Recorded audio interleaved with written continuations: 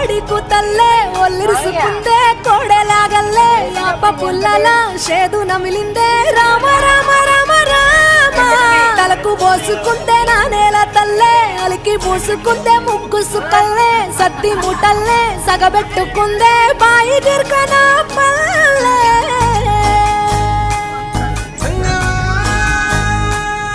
ఏ తెల్ల తెల్లని పాలధారలల్ల పల్లె తెల్లారుతుంటదిరా గుళ్ళోని గంటలు కాడెట్ల మెడలోన జంటగా మోగుతూ ఉంటాయిరా